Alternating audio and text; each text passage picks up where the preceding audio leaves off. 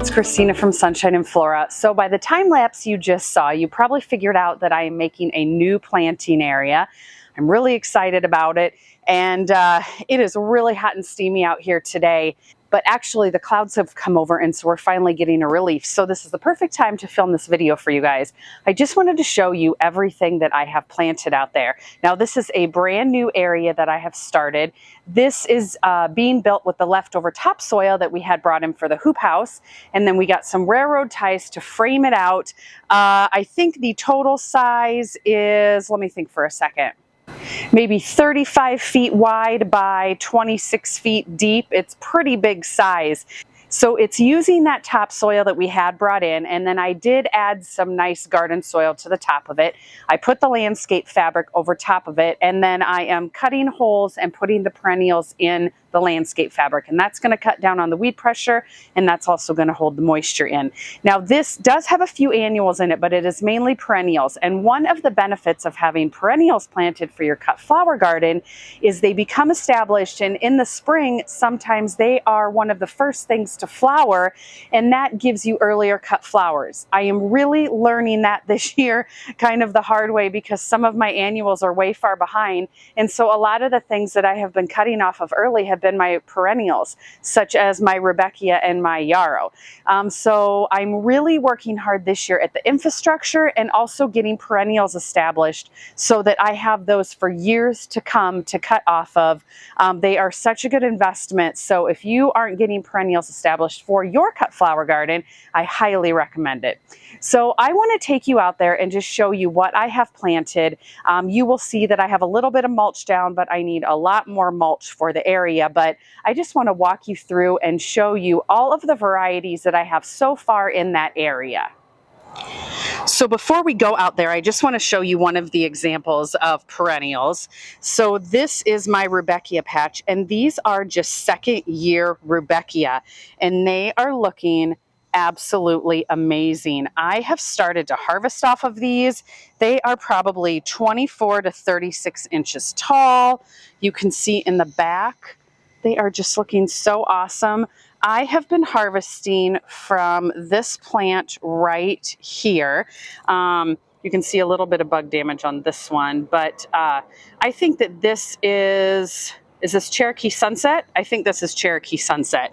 But anyway, if I just back the camera up a little bit, you can see this second year Rebecca is putting on the growth. It's going to get better every year, and it is really a good asset to have right now in the garden. Also, here is my second year yarrow patch. I've also been harvesting out of this.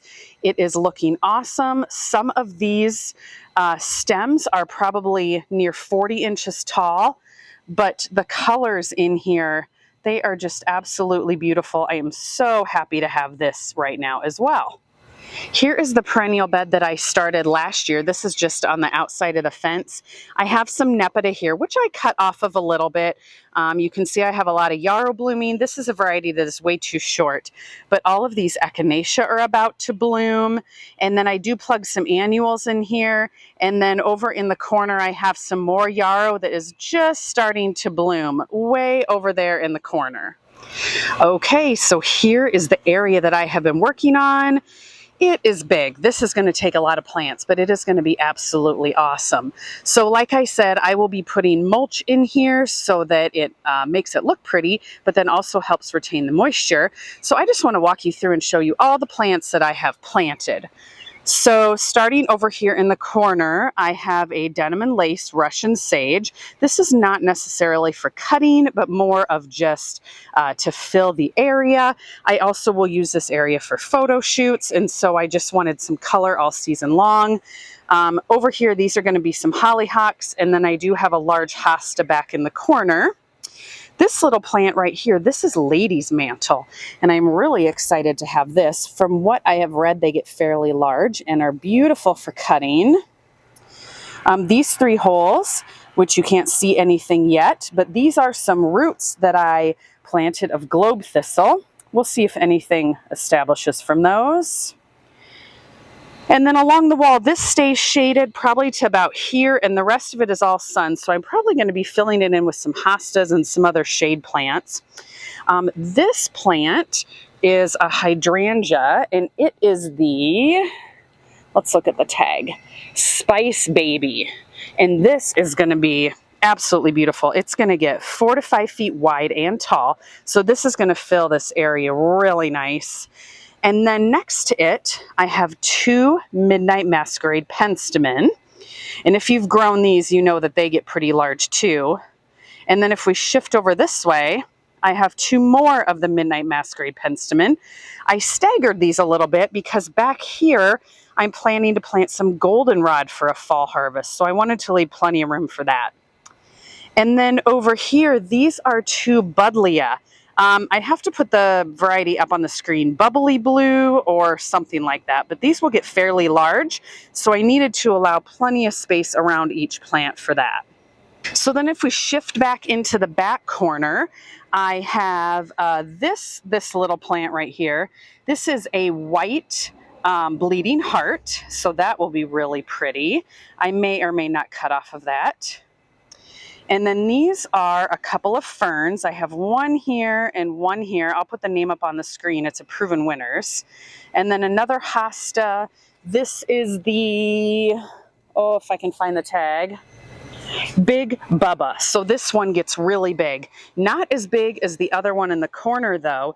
That one over there will get about 5 feet wide. I think this one may only get 36 inches wide. And then I plugged a bunch of my leftover yarrow seedlings into here to make a nice hedge of yarrow. And then they kind of finish out the L shape this way. And then this is the asters that I moved from my raised bed. They just weren't looking good. You can see they're really yellowing. I think that they were just retaining too much moisture. But a lot of them, now that I have moved them, are starting to put on some really nice green growth. So I think they're making a comeback. I don't know. We'll see. I have trouble with asters every year. I just can't figure it out. Okay, then as we move over to this corner, I have a lot of daisies and echinacea in this corner, starting off in the front, and I will put the names of these up on the screen because honestly I can't remember them. This is the same variety right here. And then if we move back here, these 2 are the same variety. I think it's a pink one that gets a little bit taller. And then these 2 are the same variety. And then I have some lavender here. And then we get into the white daisies, which these are looking a little bit sad. They got way too warm in the landscape fabric. But now that they're mulched, I think they'll make a comeback. These are the crazy daisies. So these are the double, more frilly daisies. And then, so I have quite a few of those. And then the 3 really green plants here, those are yellow Shasta daisies. They are the goldfinch variety.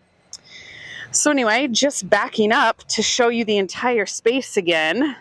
If you can imagine it completely full of plants, everything tall. If you can see that trellis in the background, that is mine. I'm going to paint it black and then maybe put it like right here up against the wall and hopefully have a vining crop on it sometime, but just haven't quite gotten that far. But anyway, this area is going to be beautiful and will provide a lot of space for cutting for many years to come, I hope. Okay, so that's going to do it for this video. I hope you guys enjoyed seeing this new planting area that I am making. I will make sure to keep you updated on how it progresses throughout the season. I do obviously have a lot more plants to add, and so I have to figure that out, how things are going to lay out. Like I said, I probably will put a bunch of peonies in there and hopefully fill it by the end of the season. So anyway, stay tuned for that and a lot more. We'll see you soon.